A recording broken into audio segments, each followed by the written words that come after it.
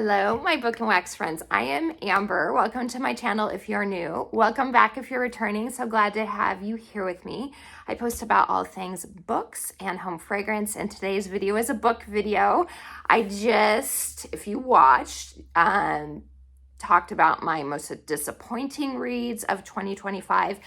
And now I'm here to talk about a much happier topic, and that is my favorite reads of 2025. So there are 12, although technically there are 14, but two of the are in sets. So I'm considering 12. So these are my 12 favorites with 4 honorable mentions. So I always find a way to sneak in extras. So let's jump into it. The first book I have to share, and there are a couple that actually happened this month in December, and I'm very happy about that. The first one of my honorable mentions I read in December, and that is Holly by Adeline Grace. This was such a cute book. This is a holiday novella following the Belladonna series, and it's full of holiday cheer and whimsy and beautiful illustrations by Rosie Thorns. And it was just a fun book. It for sure put me in a holiday mood. This was the first book I read in December, and I'm so happy I was able to. I will be getting my own copy of this, even though I don't own the rest of the trilogy. I did really enjoy the trilogy, but not enough to purchase. But I do want the holiday edition, although I'm planning on getting the UK cover rather than this cover. Although it's pretty, I prefer the UK. So Holly for sure had to make my honorable mentions. The next one in the honorable mentions was Alchemy of Secrets by Stephanie Garber. This is the Fairy Loot edition. I actually have 2 other editions because I can't help myself.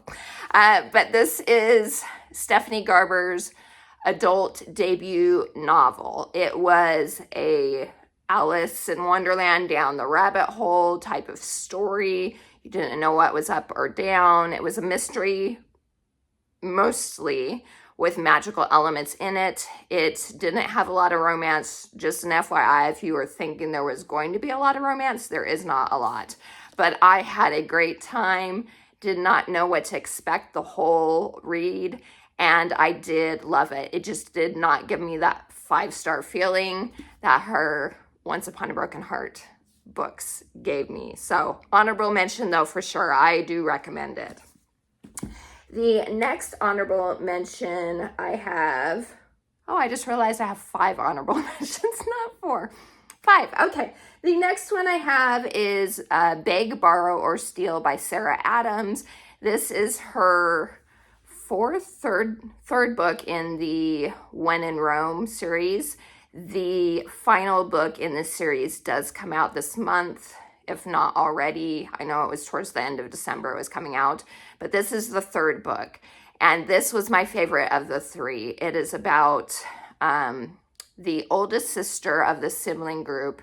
Do I remember her name off the top of my head? No, I do not. But it was about her and her rival elementary school teacher. She's an elementary school teacher, and it's about a rival teacher and her, and what happens when she secretly is writing a romance novel and accidentally sends it to her principal, and then freaks out about it and enlists the help of her rival. It's a fun book, and I did really enjoy it. Just an FYI, if you're used to Sarah Adams' books, you know she usually writes closed-door romance. There is 2 scenes in this one that are not closed door, very mild in regards to the open door scenes, but just to be aware. Although Sarah does mention at the beginning of her book, she does list where those things happen. So they are easily skippable, but just so you know that they are there. Okay, my next honorable mention is The Nightingale by, and my mind just went blank. Why can I not remember who The Nightingale is by? It's because I have a lot of books to talk about. It's Kristen Hanna. I remembered. Yay, I was going to say I'll put it down here. You should know. Everyone should know who wrote The Nightingale. It's one of her more popular books, that one and The Women. This is the first book I have ever read by Kristen Hanna. I did enjoy it. It was a lot. Very, very emotional. It's about two sisters who live in France during World War II and the things that they go through. So it's very emotional. I did really enjoy it. Did not give me 5-star feels, mainly just because I know it's not a book I would ever reread. But if you want to feel all the things and cry a lot, it's a good book. Just so you know, though, there are, because it takes place during war and all the awful things that happen, there is content in it. It's not overly graphic, but it is there. So, okay, next one. The final one of the honorable mentions is The Floating World by Axie O. And this is also Fairy Loot.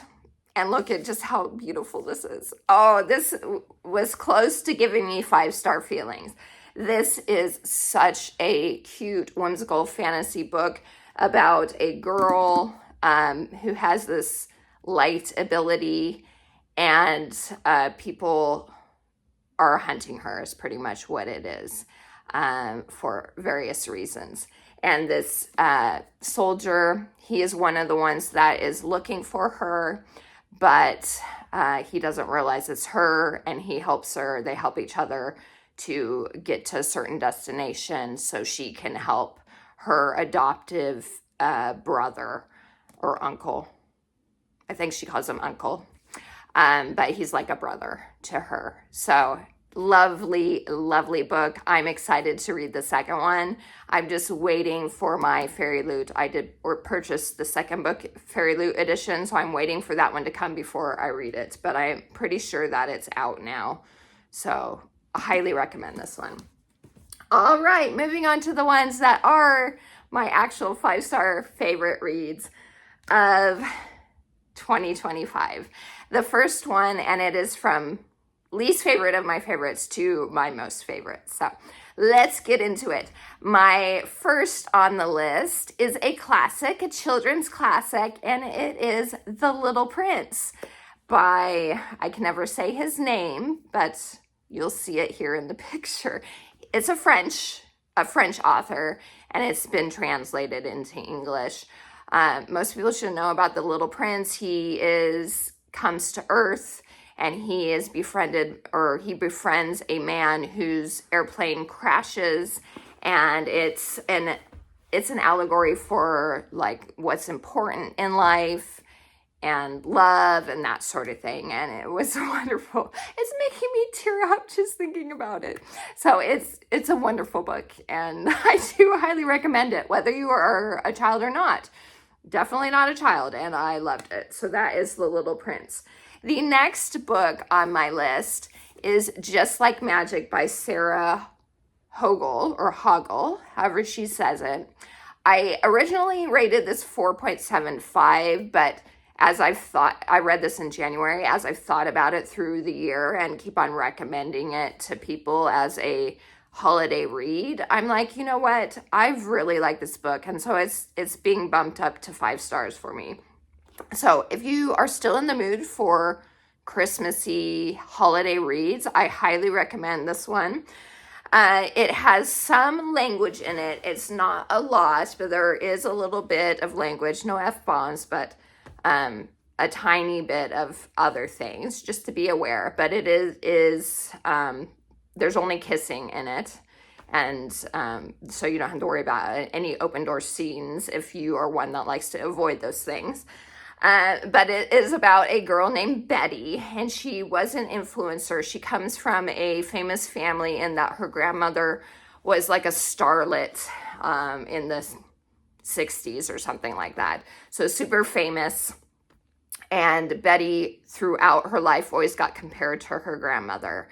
And she ends up becoming an influencer herself, and that kind of tanks on her. And at the beginning of the story, she has no money, and she's hiding out in her grandmother's hometown because she knows that she's expected to go there for her family holiday gatherings, and she is illegally hiding out in someone's house, someone that has passed away, but no one knows it type of thing yet. And so she's been hiding out in this house and not in a good place. And from that point, one night before she's expected to go to her grandmother's for the holidays, she gets drunk and she accidentally plays Mariah Carey's All I Want for Christmas Is You backwards on her record player that's there. And because of that, the spirit of holiday comes to her, and he's in human male form, and it goes from there. It is so fun. There's so many points in the story that had me laughing out loud. It's very sweet. The main character, Hall and Betty, I love their dynamic together. It's a grinchy sunshine type of dynamic in it, as holiday spirit. Hall, of course, is the sunshine, and it's about him experiencing human life and all that. And it's such a fun book. I highly recommend this. The romance in it is very sweet. And if you're looking for one that's similar, that I would say you finished Good Spirits and you're looking for something by B.K. Borison, you're looking for something that's similar, this one is similar. So for sure, check it out. So Just Like Magic by Sarah Hogle. The next one on my list of favorites is The Enchanted Greenhouse by Sarah Beth Durst. This is in the same world as The Spell Shop book. I would suggest to read that one first, but they're kind of standalone, so you don't absolutely need to read The Spell Shop to read this one. But this is about a girl named Turlu, which if you have read The Spell Shop, and it's at the beginning of this book too, you find out that she is punished and turned into a wooden statue, because she practiced magic illegally. She is a librarian in this library in the capital of their world. And it's a bunch of different islands is what this world is made up of. And she practices magic illegally because she is lonely. So she creates a sentient spider plant, which you get to know in the first book. Kaz is his name. And she is punished. And then it follows that after she is no longer a statue, and what happens when she wakes up on this other island and has no idea what she's doing, what's happened in the world, that sort of thing. And she comes to find out that the greenhouses, there's a bunch of greenhouses on the island, everything in the greenhouses are dying. The magic is dying, and she comes to decide that she's going to help try and figure out what's going on. And yeah, it was very sweet. It was a cozy fantasy, which I adore, cozy fantasies for the most part. And it's about her coming into her own, realizing that she's worth more than what her hand was dealt to her with what happens at the beginning.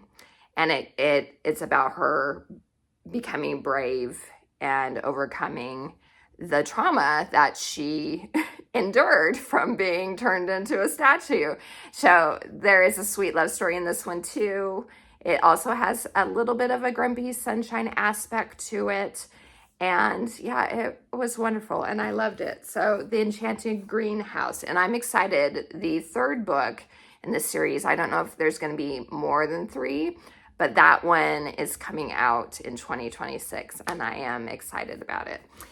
If nothing else, these covers are just so whimsical and lovely as you know, if you've been here a while, you know how much I love like whimsical stuff. So I really love the covers. Okay, the next one I have on my favorites list is Lovely War by, I don't remember. It was a Julie, I'm going to put it down here because I don't remember, or it'll be here. I can't remember. But it's a YA historical book with some romance in it about World War I, but there is magical realism elements in it, in that Aphrodite and some of the other Greek gods are telling the story of what's happening to these two couples in World War I. And it's wonderful. I really, really loved it. I felt the writing was well developed. I really enjoyed the depth of the characters in it. I was rooting for both couples in the book and the different trials they had to go through. And it was just, it made me cry, but it made me smile. It made my heart feel good. I loved it. I do recommend it. Even if you're not normally a YA reader, I think this one is worth picking up because it was a wonderful book, and that is Lovely War.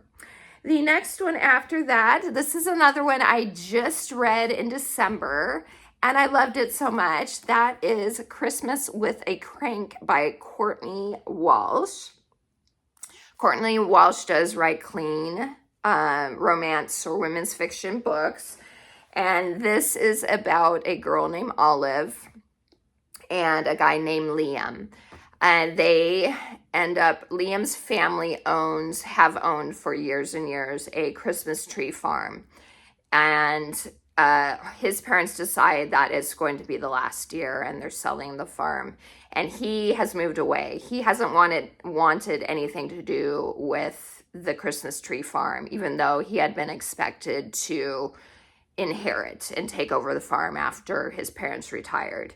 A lot of bad blood because of that with him, and he just left and wanted to go do his own thing. Well, he finds out about what's happening, and he comes back for the holidays and is going to help out on the farm.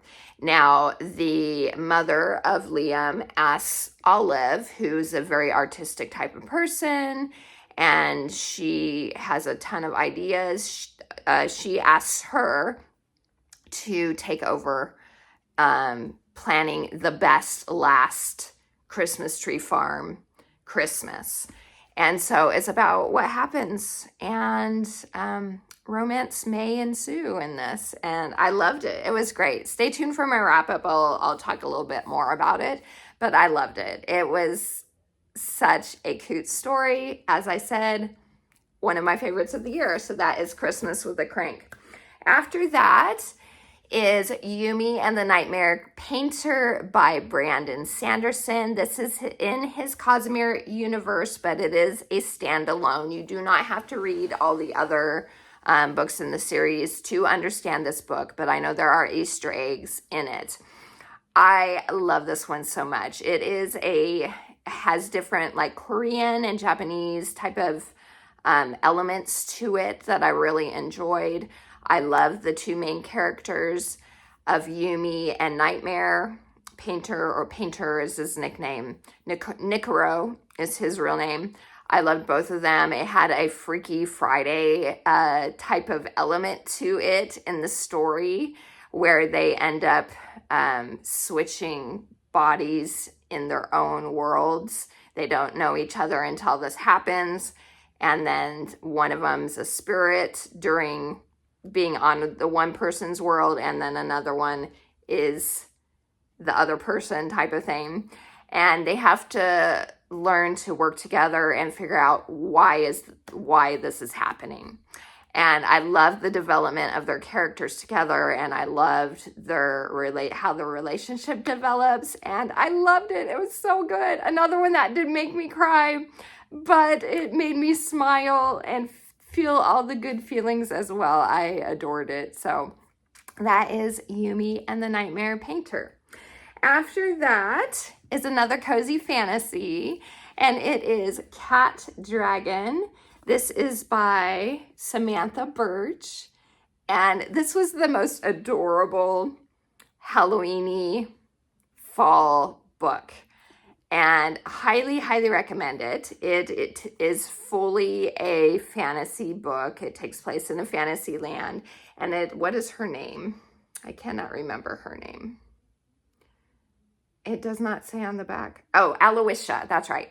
It's about a witch named Aloysia who lives in this place called Tangleroot Valley, and everyone there has cat dragon like familiars that bond with them when they're young, but she hasn't ever been able to bond with any until finally one does come along that she bonds with, and there ends up being, because of different hijinks that happen, she and some other characters, including her cat dragon, have to go on this quest to fix what's happened and save Tangleroot Valley. So it's so cute. It's so cozy, yet there are stakes. Like I said, they go on a journey. So if you're someone that enjoys books with a quest aspect, but that is on the cozy side, for sure pick up Cat Dragon. It was so cute. Loved it so much. So that is Cat Dragon. After that is a book I read in January, and I still think about it because it was so fun, and that is The Most Wonderful Crime of the Year by Ali Carter. This is such a fun book. It is a mystery book, which I haven't normally been a fan of lately. I haven't really been into mystery books the last couple of years, but this one really fit the bill for me. You can read it even though Christmas is over. Like I said, I read it in January, and there are Christmas elements in it, but it's not what I would consider an absolute Christmas book. It is about two authors. Both are mystery type authors, and they get invited for the Christmas time to go to England to this famous, like, think Agatha Christie type of mystery author, to go to her estate for Christmas. They have no idea why, but they get invited, and the main female character is like over the moon when she finds out that she's going to meet like her all-time favorite author, the one that inspired her to work and to become an author herself. And from there, a mystery ensues, and it is one of those like closed door mysteries, and where you're wondering, well, what happened? How did this happen? And what's going on? And there is a romance that happens during the development of it. And it's so fun. And Ali Carter just has a wonderful wit to her writing. She has a great humor. She writes clean romance as far as there weren't any open door scenes. And there's an implied scene, but no like open door stuff. And if there was language, it was very mild. So highly recommend The Most Wonderful Crime of the Year. It was such a fun mystery romance book. After that, this is one of my twofer books, and that is Anne of Avonlea and Anne of the Island by Ella Montgomery. And I have read these in the past, but it's been a long time because I'm trying to give you favorites of the year that are like the first time I read through.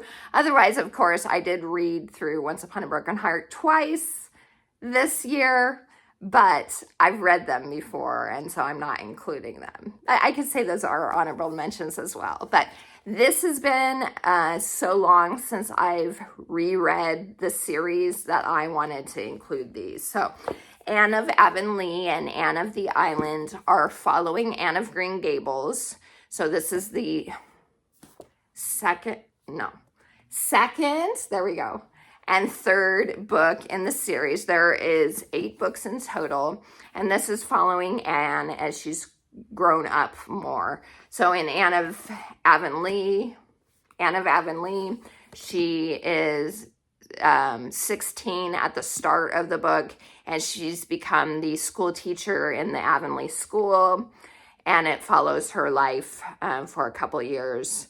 And then in Anne of the Island is following her as she's gone off to college. And so I love them so much. This series is one of my all-time favorite series. If you haven't read Anne of Green Gables, at least read that one. But I for sure recommend the whole series. I love them so much. They are great. Whether you are a child or whether you are an adult, they are classics that I highly, highly recommend that you read. So that is Anne of Avonlea and Anne of the Island. Next up is another twofer, and that is Mistborn, The Final Empire is the official name, and the second book, The Well of Ascension by Brandon Sanderson. I love this series, and I'm so nervous to get to the third book, which I'm planning on reading, I think in February. I think I decided on February I'm reading the final book from the first era. I'm so nervous about that. I'm so nervous, but Mistborn is about a girl named Vin. She lives in this world that has medals for magic.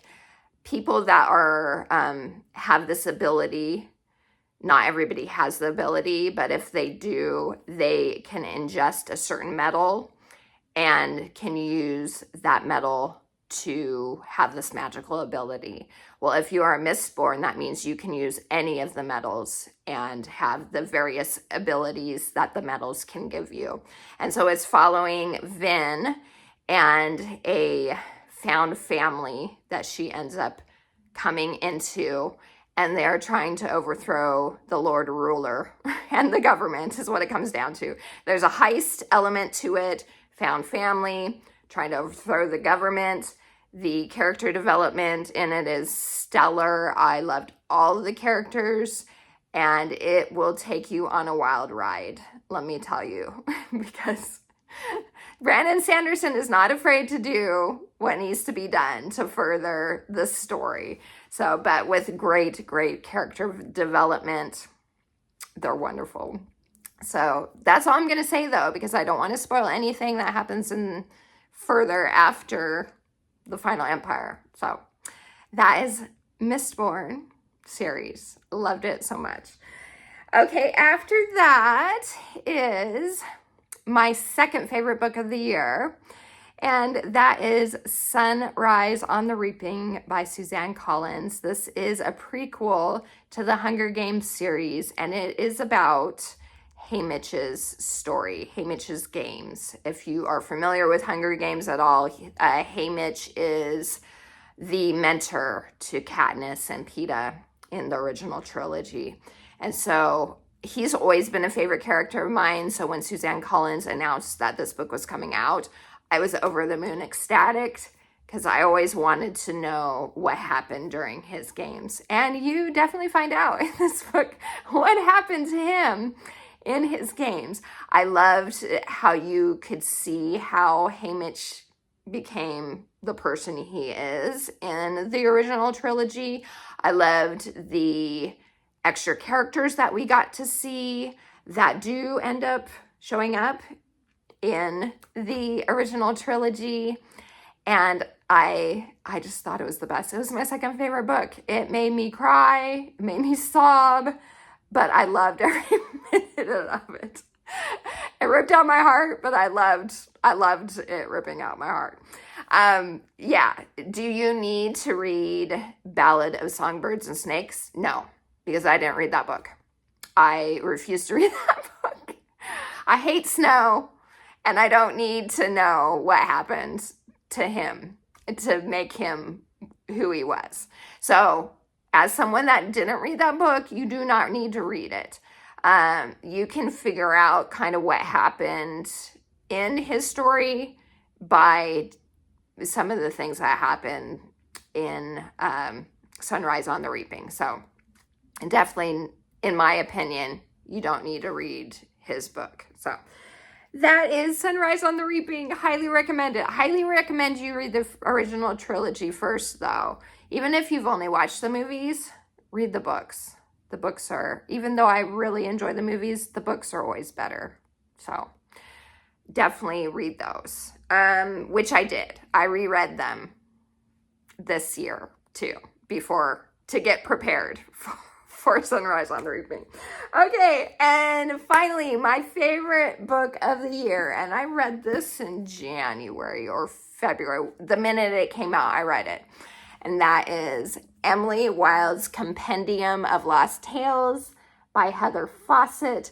This is the third book in her Emily Wilde's Encyclopedia of Fairy Books trilogy. And I loved it so much. It did not disappoint at all. This is a cozier fantasy. I wouldn't say it's super cozy. There are stakes through the whole series, I feel like. So it's not, but it's more insular. That it's not like epic expanding through multiple lands, or, you know, there's not a huge war or anything like that. But there are some stakes to this book. And I can't really talk about what happens in this one because it is the third book. But if you're not familiar with Emily Wilde, in the first book, she is a professor. And in her world, which is our world, the real world back in the 1800s, except a fantasy version, there are fairies. Like, fairies are real. And she's a professor in England who studies fairies, and she is creating an encyclopedia of fairy. And so she goes off at the beginning of the story to this remote island, like off of Norway, to investigate for her encyclopedia these fairies that have been talked about, but no one has ever really seen and lived to tell the tale anyway. And so she goes to this island to investigate her for herself so that she can complete her encyclopedia. And so it's about her journey there on this island and the hijinks that ensue between her and her like academic rival. His name is Wendell Bambleby. He is also a professor, and she feels like he's there to steal the glory from her. And what may or may not develop between them. So it's such a fun series. I adore it. I absolutely recommend it. If the first book, I will say, the first book starts out a little bit slow. You are reading it from a journal perspective.